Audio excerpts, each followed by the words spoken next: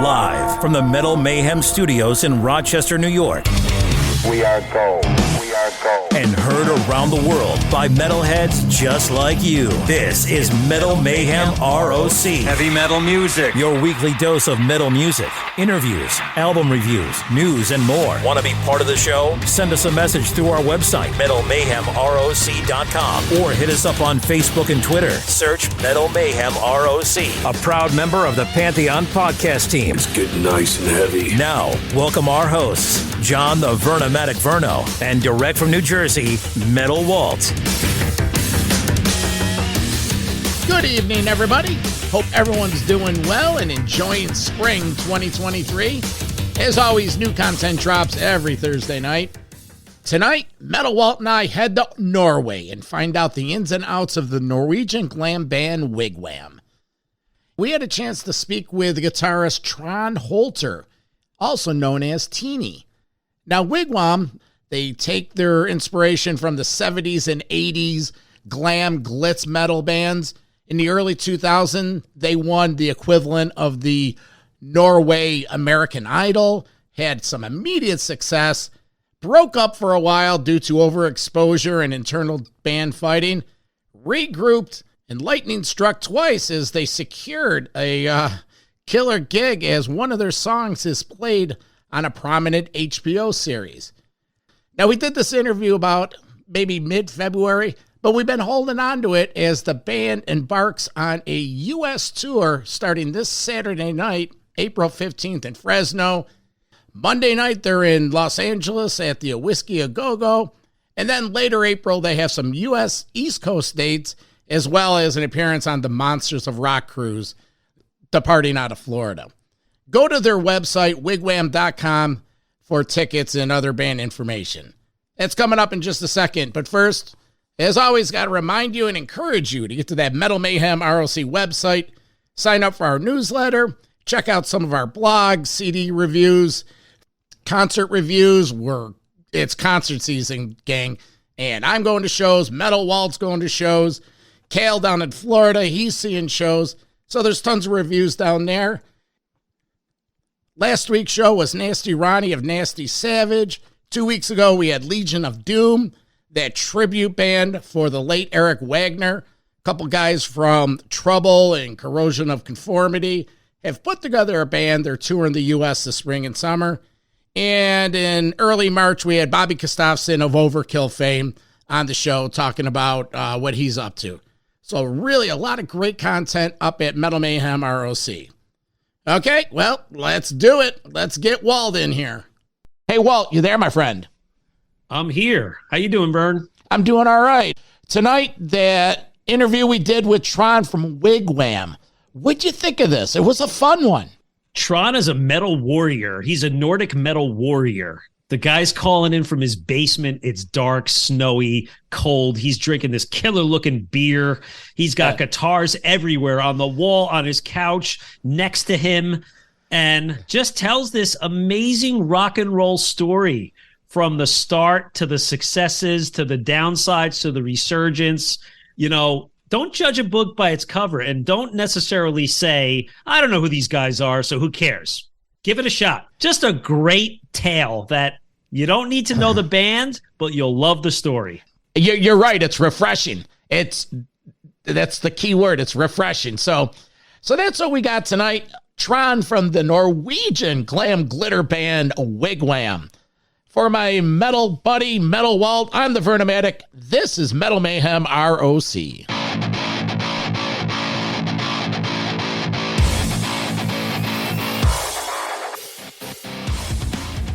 In our promise to showcase a wide variety of artists to the show, today we're here to talk rock and roll with guitarist Trond from the Norwegian band Wig Wam.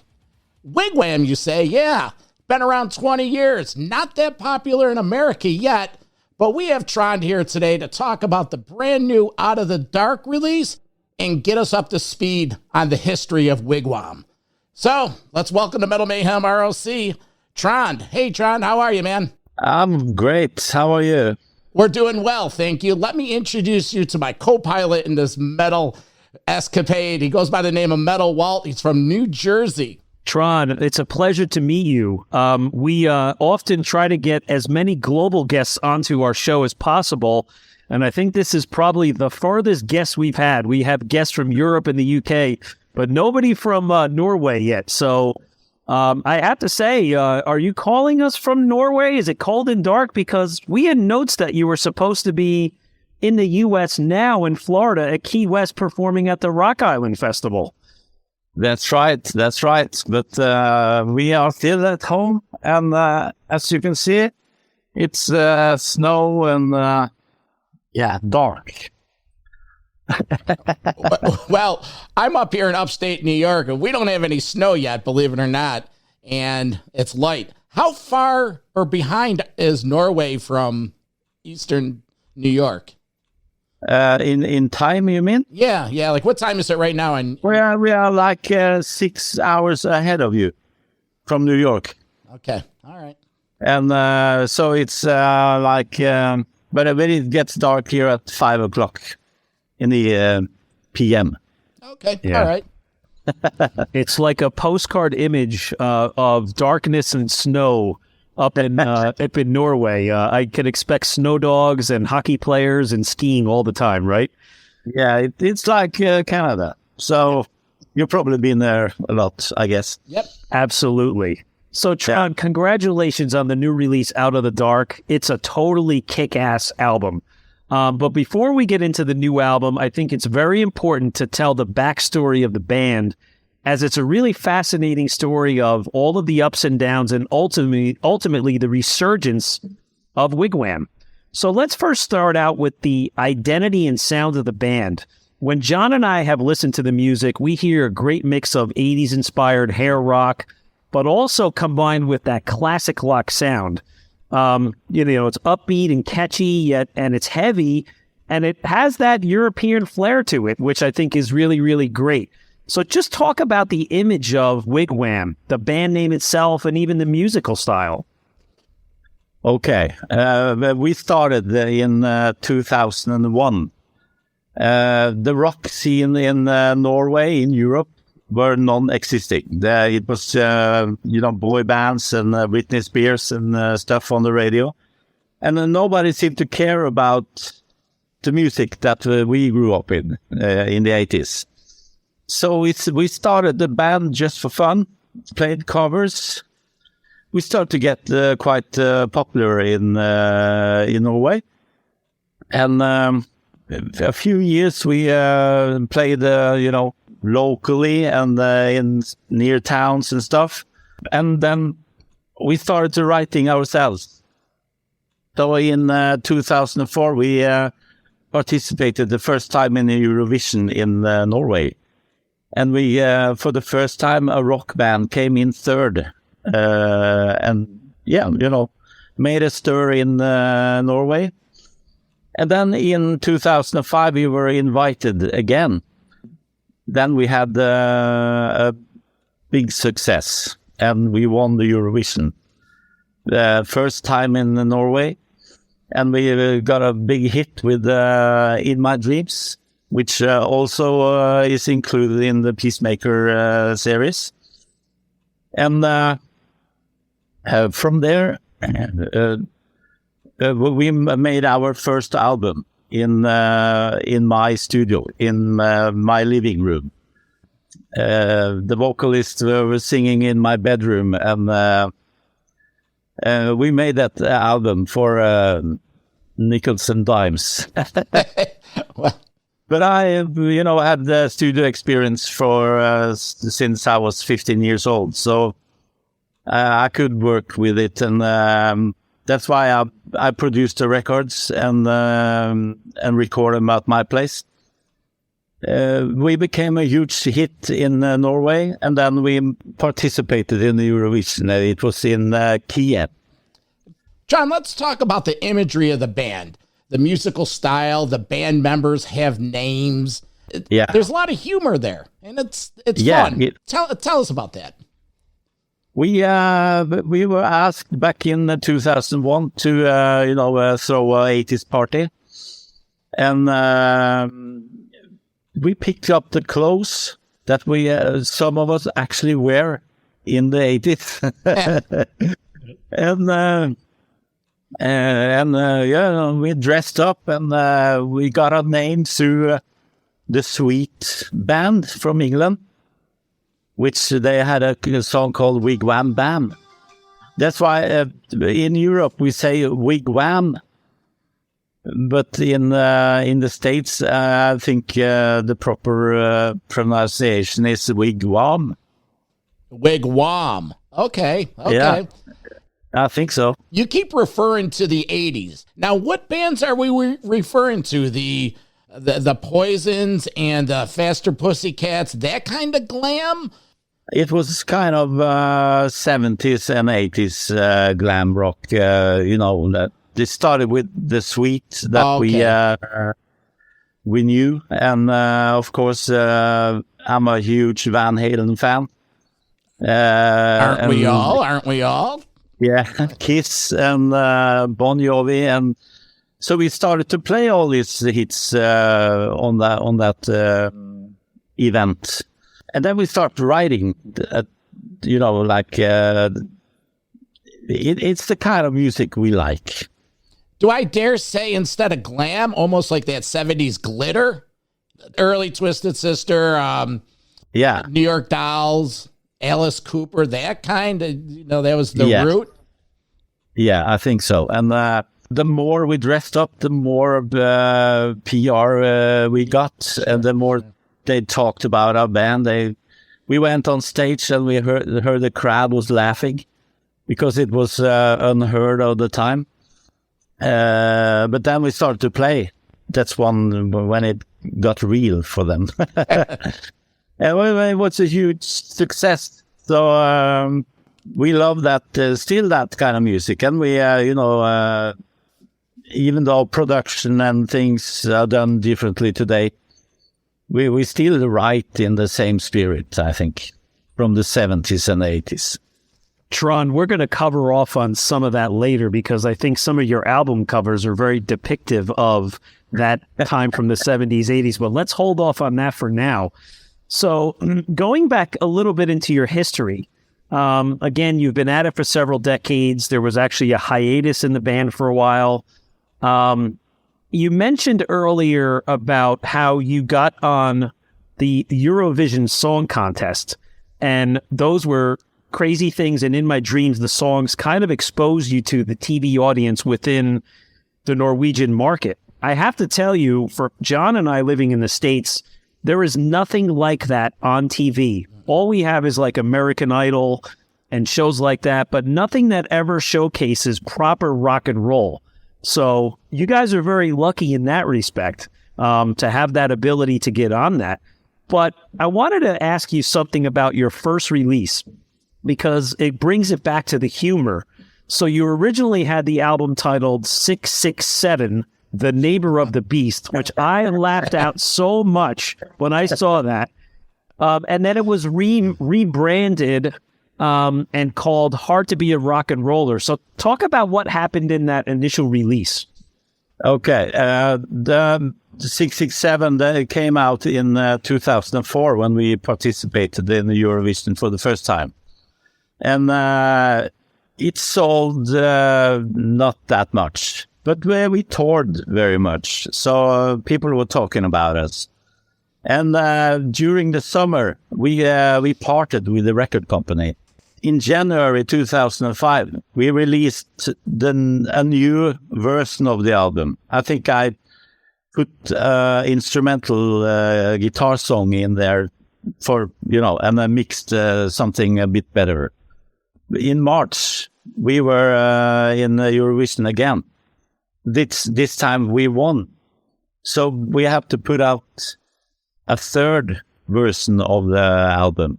So we have to put on the winner track. And then it's suddenly sold a bunch of records. That's amazing how you had that platform to showcase your music and beginning to elevate your career. It's like an overnight sensation because I think, probably 14 days before we won the final, we had a gig in Oslo and we got paid like $1,000 or something. And then 2 weeks later, on Monday after that, we won during the weekend. Our price went up 10 times. Of course. And everybody wanted us. So you're like an overnight sensation. That's amazing. And the next 10 to 15 years of the band is like something right out of a TV movie. I think you should sell the movie to Hollywood because you continue to make studio albums. You gain a humongous following in Japan. You put out a live album and DVD from Japan, right? You're continuing now. You're sharing stages at festivals with big name heavy metal and classic rock bands. And then the rock and roll story comes. You break up, you get back together, and then the pandemic hits and halts you. And then out of nowhere, a song from 2010, Do You Want to Taste It, gets picked up by the U.S. HBO TV channel to be used for the Peacemaker DC comic stories featuring John Cena. And the next thing you know, that song is on the top of the iTunes and Spotify charts.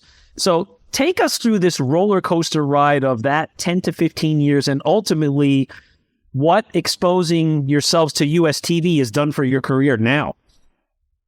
Okay, if we start at 2005, we were an overnight sensation, and we had 200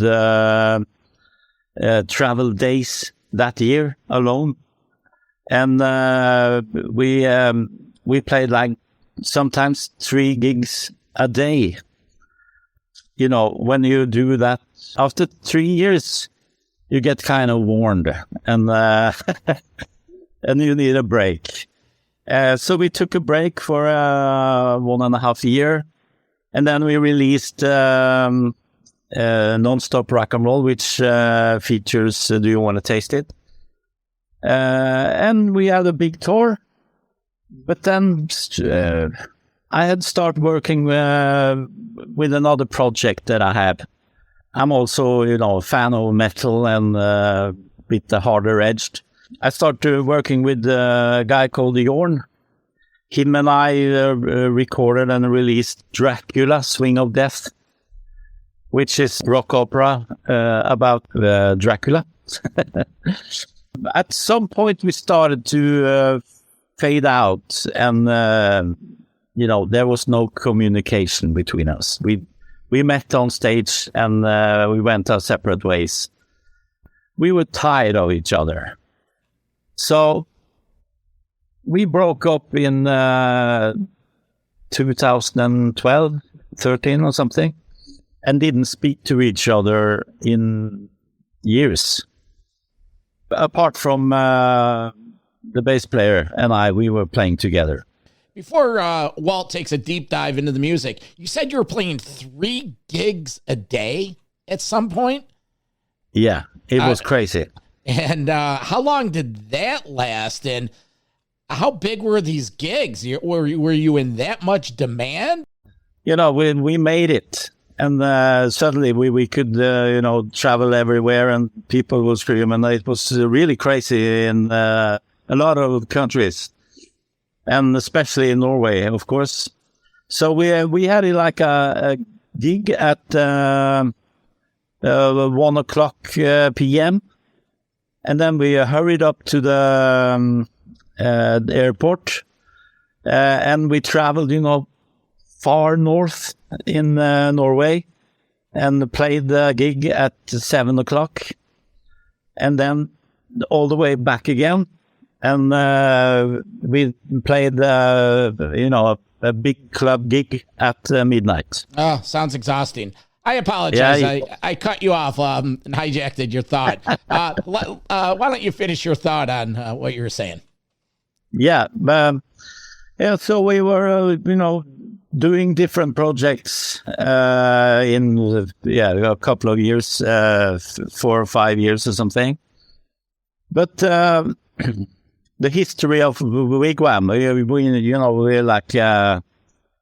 were in the music history in Norway. So every year we have like offers.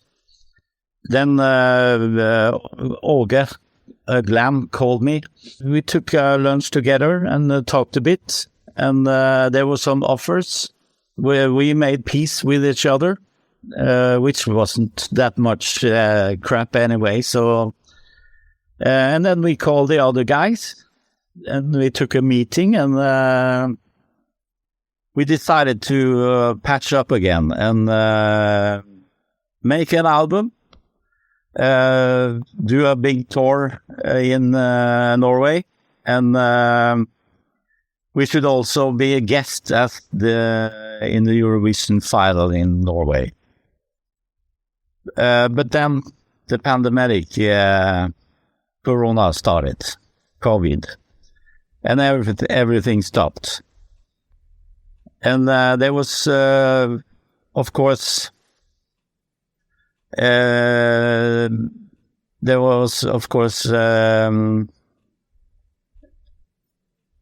hopes that this could open again, but there was not. So when we released Never Say Die, we had only 3 gigs that summer. We released it in January 2021, and we had 3 gigs in June. And that was it. And it was restrictions. There was not many people at the gigs because it wasn't allowed. That's tough. That's you want a gig and then people can't go and you don't have many of them. So yeah. And then we during the summer, when we during the summer, we got contacted by a series from HBO that they were interested in a couple of songs. And so we said yes, and I sent them, the paperworks and the tracks, multi-track, so they could, do whatever they wanted to do. But we had no idea what they were going to do with it. And we had no idea about the intro of the series. And that was amazing. It's like a fairy tale when they think of it. And you had no communication with anybody from the HBO TV channel. This just kind of came out randomly, correct? Yeah, that's correct. We didn't know. It was like only business. So my publisher fixed the deal, and I didn't know anything. So, so what was the draw to the music? Somebody in America for the TV show or the actors had to know something about your band for them to go seeking permission to use your music, correct? Correct. But I read interviews with James Gunn, and he had songs on his list, and Do You Want to Taste It was always number 1 on his list. So he was obviously a fan. So, and he still is. So that was very funny. And he is, promoting us on his media sites and everything. So it's just a lot of fun. Hey, great break, man. So now you have 2. You won the lottery twice in a sense. The Norwegian musical competition, and now the exposure on the major U.S. streaming service like HBO. Congratulations. Yeah. That's awesome. Yeah, we couldn't wish for something better than this. It's it's a dream come true. So, yeah. Well, Trond, third time's the charm. There's one more to come for you guys. But I think Walt wants to take a deep dive into this new release, and we have tons of notes. So, Walt, why don't you jump into this new pool? Okay. But before we get to that, I have an idea, Trond, for your Lightning Strikes 3. You're all very good actors, and you're all present in all of your music videos. So I think you need to get on the Peacemaker TV show and get a small role. I think that would be the next step in the career. Yeah. Yes, please. Okay. All right. So let's get on to the most important discussion today, which is about the new album. Okay. I've given the new album many listens already on my daily walks and exercise. And I love it, and I must say it contains a great variety of material. There's some very, very heavy songs, some 80s-like rockers, a beautiful instrumental, and even a ballad. So I was quite pleased with the album. So what I like to do is we'd like to comment a little bit on the songs. But before we get into the songs, let's cover off on the album art for this album and all of your albums, and as well as the videos. So there's obviously your humor and your color comes out in your videos and album covers. So talk about the importance of this to your whole brand. Well, we started with this, there's always humor in our package, that from day one. And we kind of, continued with that. So, and this time, as we are, participating in the HBO series, we wanted a bit like a cartoon cover for this time. And it's about, superheroes and stuff. So, it's something we like to do, something extra in a lot of bands which I've been in myself. It's like, put the guys against the wall and just strike a pose, and that's it. But we go the extra mile. Well, it works for your brand because your album colors are colorful. You showcase the band in a different way, and your videos are great too. So we'll comment on the video for the new album, but let's talk about a couple of the tracks for the new album. The title track, Out in the Dark. My impression is it's a heavy song with a great main riff. It's an epic track that has a lot of emotion behind it. And I love that lyric, "One of us has to die tonight," that's used throughout the video. One of the other heavier tracks, Forevermore. I love this one because it's unique. It has a very native tribal sound to it. There's a beat to it. It's really a monster track that builds up. And I always feel that it has that metal march to it, the all for one, all for one, one for all vibe. I could see you guys playing at Sweden Rock or something next summer, and 20,000 metal fans just going, hey, yeah. hey. So talk about those two songs and the video for Out in the Dark. Yeah, Out in the Dark was the first song that Glam and me wrote together for the first time in many years. For this album, and the lyrics and the stories, are like, I just went through a breakup, so it's a bit of me in there, but exaggerated, of course, like we always do. But it's I love the track. It's a heavy riff, and the chorus is a good chorus. I always love a good chorus. And the video was the most fun video we did in many years.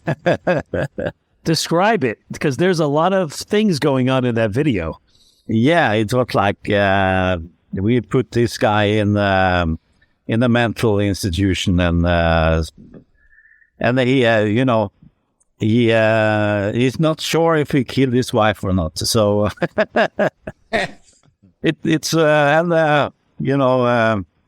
Olga, of course, plays this guy, and the rest of us also participate. I'm the evil doctor with drugs, right?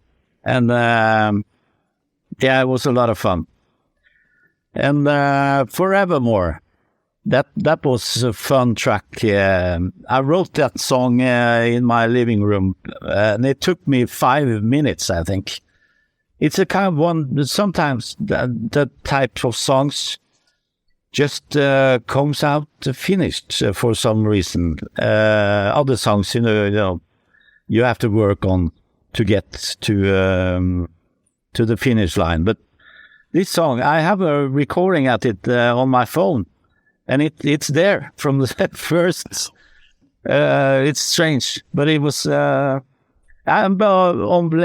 the guitar solo I redid, because I wanted to more Celtic surroundings of it, and it's kind of the intro and the verse is Viking. It takes me back to the Viking era in Norway, and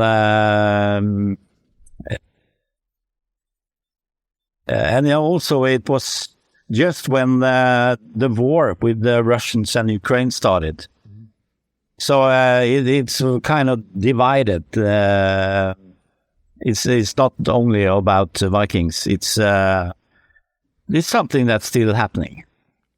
Absolutely. Trond, there's a couple tracks I want to get into, but first, let's round up the lineup. Who's on bass and drums? Introduce the rest of the band.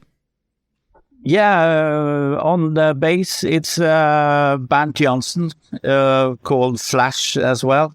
Okay. He's then he's on bass, and you have Øystein Andersen, Sporty. Sporty on drums. Yeah. So Flash on bass, Sporty on drums, Glam on vocals, and Trond on lead guitar. Yeah, I also had a nickname called Teeny. Teeny? Yeah. Well, we'll work on that one. Yeah, I guess because you probably look to be a big guy, so they're telling you you're small, right? Yeah. Well, that's fun, man. The imagery, rock and roll, this has to be fun, and you guys definitely achieved that. So some of the tracks I'm going to take a peek at, High and Dry and Bad Luck Chuck. High and Dry, bluesy feel to it, great pace to it, killer melodic chorus. Do I dare say this would fit nicely in a strip club? And Bad Luck Chuck, a great chorus, big catchy chorus, killer melodic guitar solo. Comment on these two tracks. The High and Dry, it's our new single, actually. And it's doing good on radio here in Norway.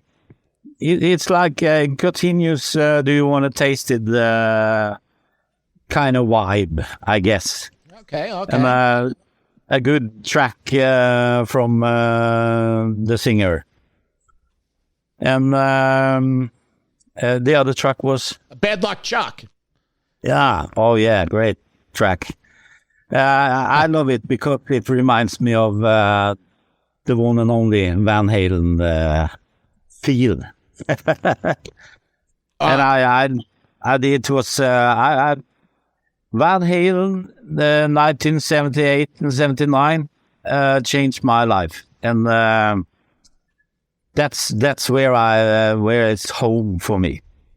Well, you know what? We're going to give a shameless plug to our platform here, because Walt and I spent a couple hours speaking with Steve Rosen the other day. His brand new book, Tone Chaser. I don't know if you're familiar with Steve Rosen. He's the author that spent 26 years with a relationship with Eddie, hundreds of hours of conversation. He released a new book, and Yeah, do that, please. you know, the Van Halen story. That's my favorite band, Van Halen. Great. So bad luck, Chuck. Inspired by Eddie Van Halen, or just you have a it makes you remember Eddie. And who's Chuck? Why does Chuck have bad luck? Yeah, he's just a guy that has bad luck at everything he does. We are all know a guy like that sometimes. You know, sometimes you say, "Oh, it had to happen to him." So he's that guy. I'm not sure which guy. We all have a guy like that in our that we know. Sure. But you know, I think it's you know, I have like a Panama vibe when I listen to the chorus, and well, what's everything I do, I do think of, you know, Eddie's riff, Eddie's songwriting in particular.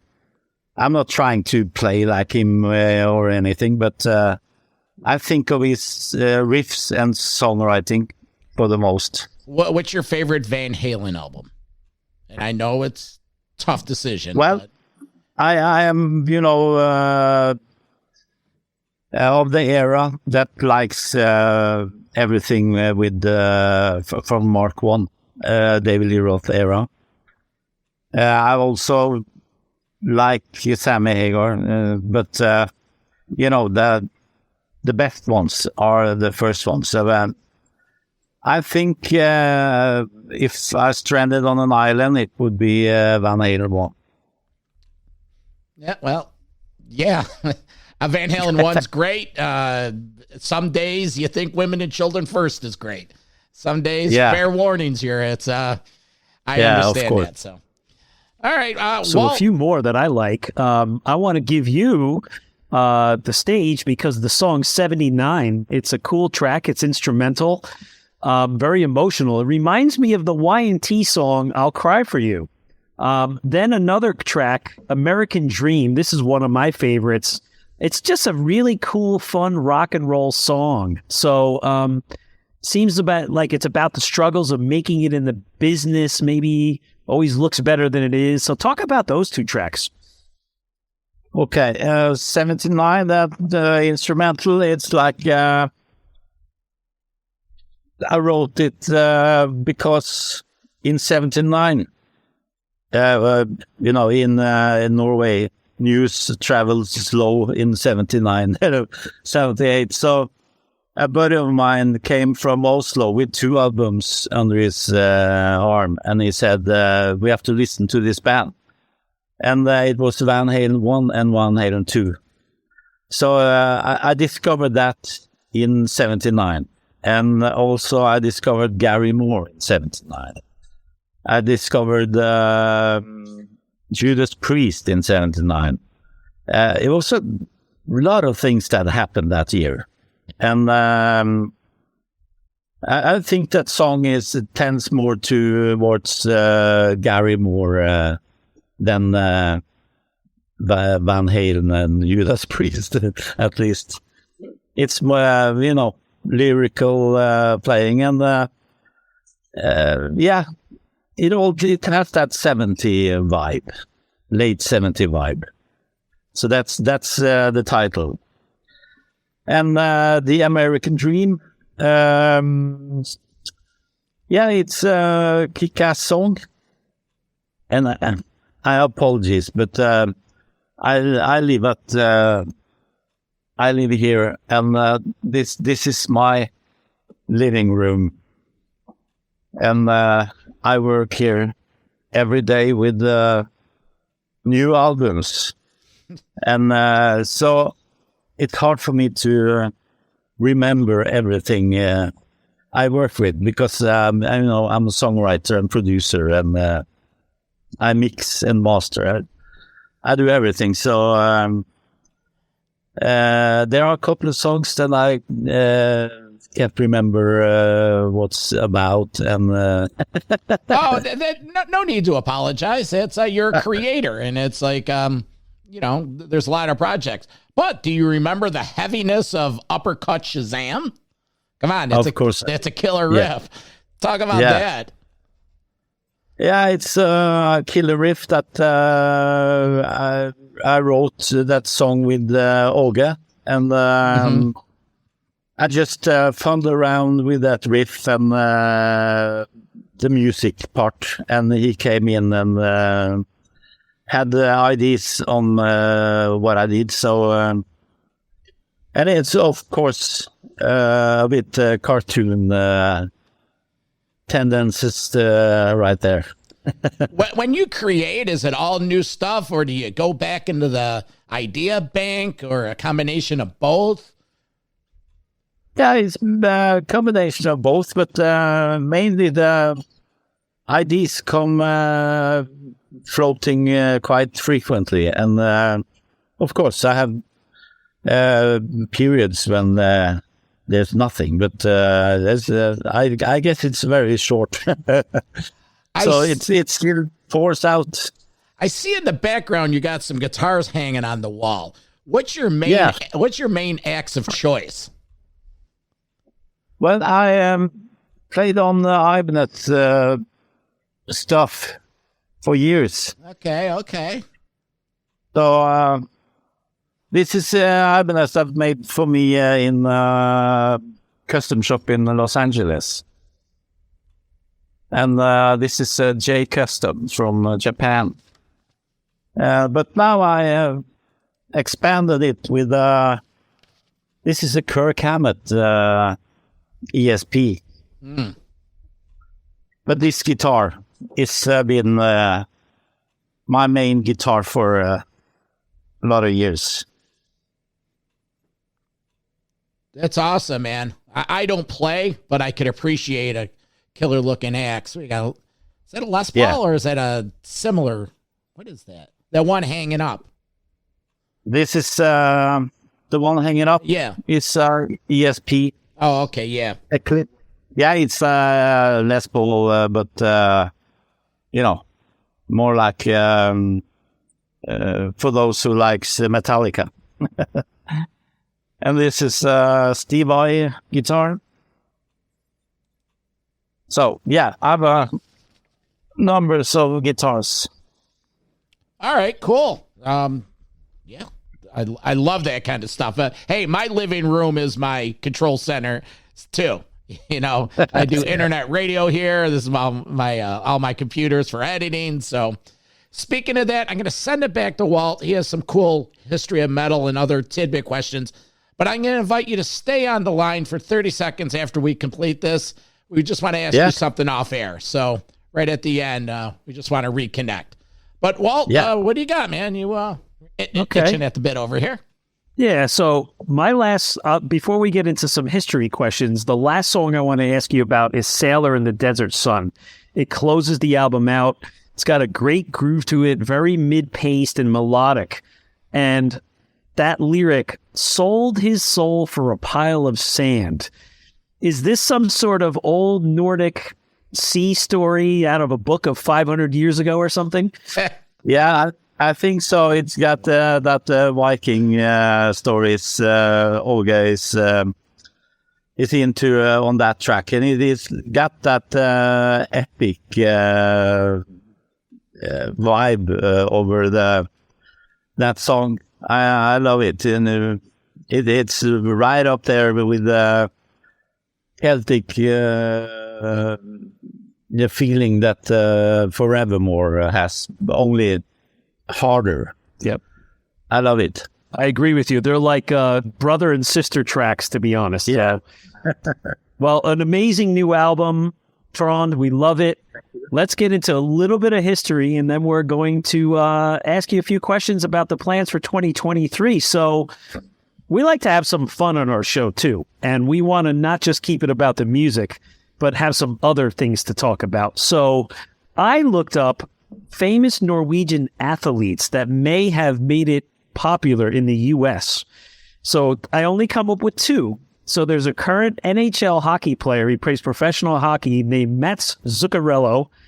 And of course, there's the legendary American football player, Jan Stenerud. He's in the Hall of Fame, by the way. He was a place kicker. He was probably a soccer player in Europe. Are you familiar with those two names? The first one, I was. Yeah, he played in Norway a long time before he played in New York at first, I think, before he changed the club. Yep, he did. Yeah. So he's still a very good hockey player. He plays for Minnesota Wild. Minnesota's probably a lot like Norway. Very cold and snowy. Yeah. So anyway, in some of your notes when you read up on your history, when you were building your career, you played a lot of festivals in Europe and you played the Louder Than Life festival in Japan. You seemingly also opened for Kiss in Oslo. So talk about some of the bands that you shared the stages with. And did you have any chance to meet any of the players and have conversations or anything with them? Okay. If we take Kiss at first, if you want to meet and greet with those guys, you have to pay like $1,000 or something. So it's kind of expensive. So, but funny thing, back in 2004, where there was like what's it called, Kiss Expo, and Bruce Kulick and Eric Singer was over in Norway, and we recorded a track with Bruce Kulick with Wig Wam. I Was Made for Loving You, and Eric Singer did he did 5 tracks with us at a gig. We played Kiss songs with Eric. Which Kiss songs did you play? Do you remember? Good question. All right. But probably I was made for loving you, and one of the tracks from the Harder album in '91. What's that called? Revenge. Yeah, the Revenge album, and there was a killer song there that was kind of dark and heavy. Unholy. Unholy, maybe. Yeah. Unholy. Yeah. Thank you. That's a great album, and yeah. So, we played that with Eric. Either way, that's great. You go to the expo and you end up recording some stuff with a couple of the guys. That's awesome, Trond. Yeah, that's what it was good. And in Sweden, we played support for Alice Cooper in Stockholm and Gothenburg, and I'm a huge fan of Alice Cooper, and I just made it home to collect some vinyl records that I brought with me on the trip. And in Stockholm, we had a chance to meet him. And the 3 other guys, they went in to talk to Alice before me. And they told him that Trond, he's coming right now, and he's a huge fan of you. And I opened the door, and he was like, Trond! It was great. He always has fun with his fans. You always hear these, read these stories where he almost goes out of his way to do stuff like that. Yeah, I met quite a few stars in my time, and I can say that he's probably the nicest. I think so. And in Loud Park, we played together with the night before us. It was Heaven and Hell with Dio and Black Sabbath. Mm-hmm. And it was the same night as us was Hanoi Rocks, Saxon. Love Saxon. Yeah. Big Saxon fan? And Marilyn Manson. Yeah. Well, you fit right in, man. You fit right in. You know, you hold your own.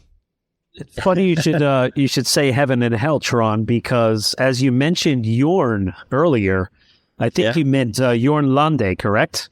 Yes. So I was a gigantic Ronnie James Dio and Black Sabbath Heaven and Hell fan. And when Ronnie passed away, they did a one-time tribute show in London. And Jorn Lundé shared the stage with the guys from Heaven and Hell, along with Glenn Hughes. And I flew over from New Jersey to just go to that festival to see that show. So I have some nice photographs in my home office of Jorn on that stage. He's quite an amazing singer. Yeah, he is. And he lives like 40 minutes from here. And he's Norwegian as well? Yeah, we played together. I played in his band from 2012 to 2016. Wow. Well, so we know each other. Maybe we could somehow commission Trond to send Jorn your info, and we'll get out on here. But February 10th, the album comes out. Any touring plans? Getting over to the States? What's the touring plans? Yeah. We are hitting the States in April. We are doing the... shit. Are we on again? Yeah, no, we're still live. Yeah. Or we're taping. It was the batteries on the phone. We are doing the Monster of Rock cruise in April. And some other gigs, I can't remember, Fresno, I think, and Whiskey A Go Go, of course. Mm-hmm. We had to do that one. And so it's on our page where we are going to go. So where can people find everything out? Just wigwam.com, search Wigwam. Wigwam official on Facebook, for example. Okay, cool. It's all there. We'll have all this outlined on the show notes. But I want to thank you for taking the time today. This has been informative. You know, when Walt put this together, I'll be honest with you, I wasn't that familiar. I read the script. I'm like, hey, these guys sound like fun. And you definitely were fun, Trond. I'm going to let Walt say goodbye and thank you again. And please just stay online for 30 seconds and we'll do our wrap up off air. Thank you. Thank you for having me. Trond, it was a pleasure. And it's always great to talk to an artist from a different part of the world. Yet we all have one thing in common. We're all enthusiasts and lovers of heavy metal. So horns up to you, brother. I hope when your band comes around, you get up in the New York area or somewhere close. I see there's a date in Virginia, so if you get up close, you better bet your ass I'm going to come and have a beer with you. Oh, great. Cheers. Awesome.